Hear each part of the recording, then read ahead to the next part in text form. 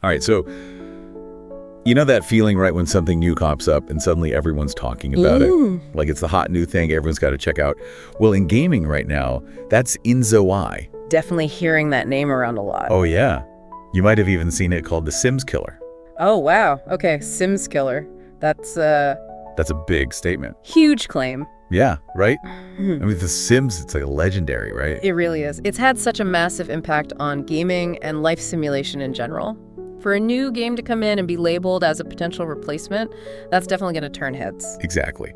And that's exactly why we're diving into InZOI today. We've got this super in-depth review right here, and we're going to unpack it all. Figure out if InZOI really lives up to all the hype, what makes it unique, and maybe where it falls short. So consider this, your guide to InZOI.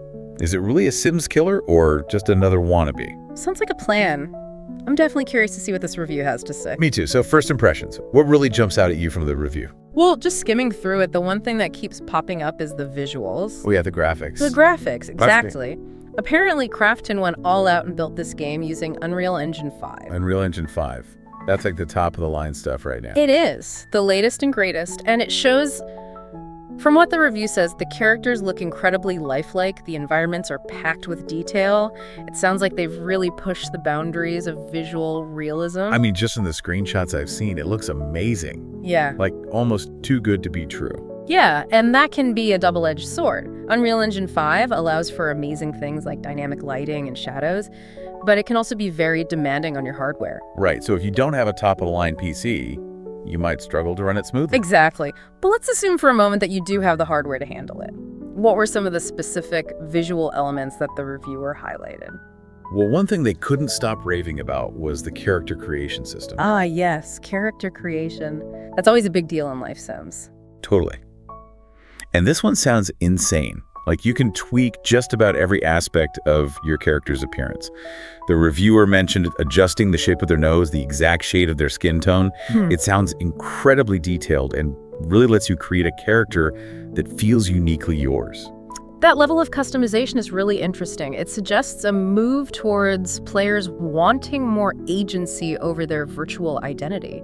Not just picking from a few presets, but really sculpting their character to be an extension of themselves, or maybe even someone completely different. Yeah, it's like playing with a digital version of clay, right? You can mold it into whatever you want. Exactly. It opens up so many possibilities for role-playing and self-expression within the game. Okay, so we've got these amazing-looking characters, but what about the world they inhabit? Well, from what the review says, the world of InZOI is just as detailed and immersive as the characters themselves. Give me the detail. All right, so apparently there are 4 distinct cities, each with its own unique atmosphere and feel. There's a bustling metropolis, a cozy coastal town, a bunch of other options. They haven't just copy-pasted the same environment and slapped a different name on it. Yeah. Each city has its own distinct features, culture, and even career paths you can pursue. So wait, you're saying I could play through the game multiple times, choosing to live in a different city each time and have a completely different experience? That's what the review suggests. It seems like they've put a lot of effort into making each city feel unique and offering you a variety of ways to experience the game world. That's amazing. I love games that give you that kind of replay value. You're not just stuck on one linear path. Me too. It keeps things fresh and exciting. And speaking of freedom of choice, the review really emphasized that as a core element of InZOI. Oh yeah?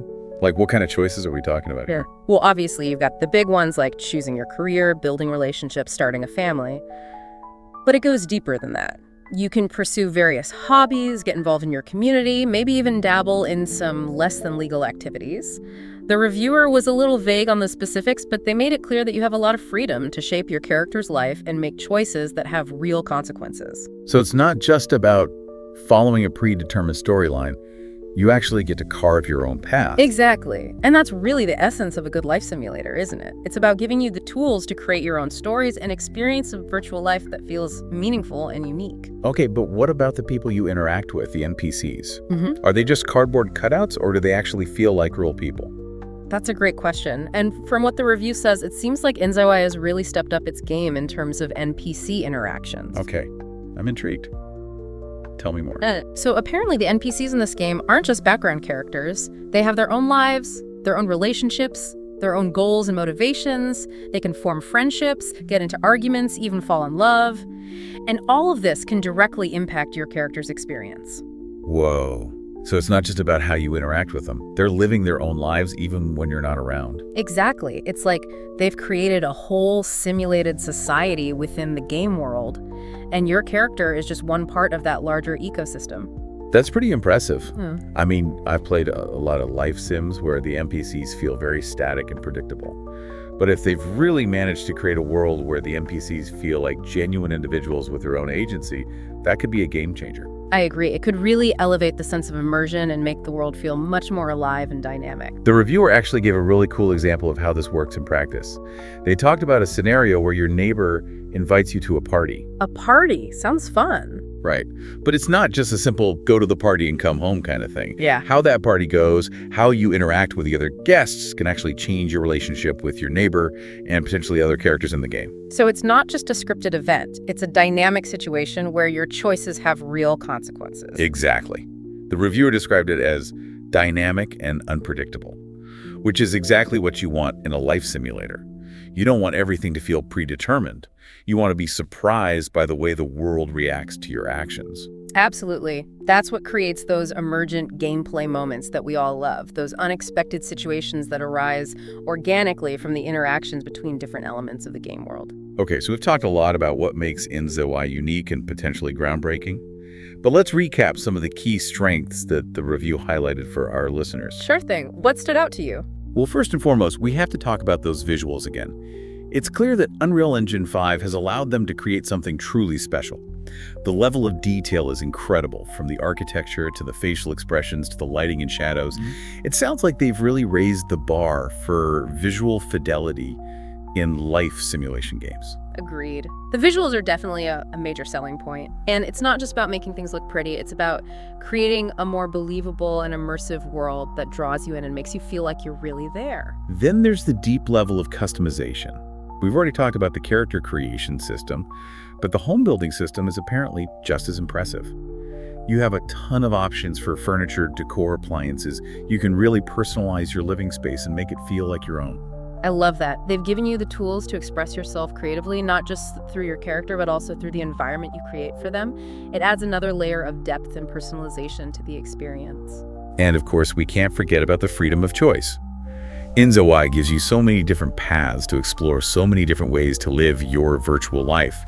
The reviewer mentioned becoming an entrepreneur, an artist, an adventurer, and those are just a few of the possibilities. It sounds like every playthrough could be a completely unique experience. That's what I love to hear. I'm a sucker for games that offer a lot of replay value, and it sounds like InZOI delivers on that front in a big way. And finally, those realistic NPCs we talked about earlier. The fact that they're not just static background characters, but actual individuals with their own lives and motivations that can impact your gameplay. That's a huge step forward for the genre, and it sounds like it could lead to some really interesting and unexpected emergent gameplay moments. Definitely. If they've managed to pull it off, it could make the world feel so much more alive and dynamic.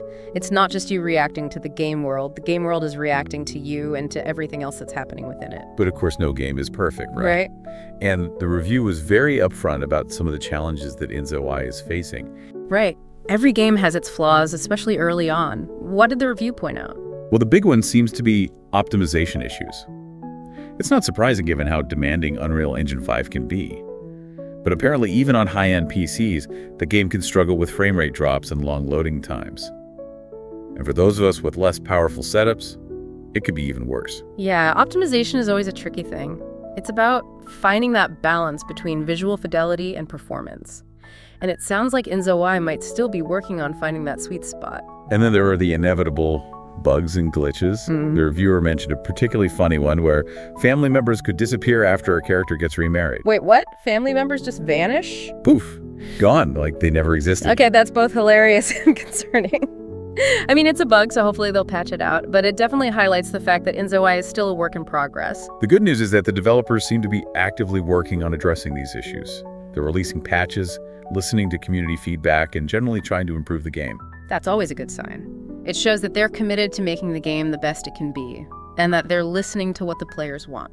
And they've also announced plans to expand the game with new content down the line, new cities, new careers, new possibilities.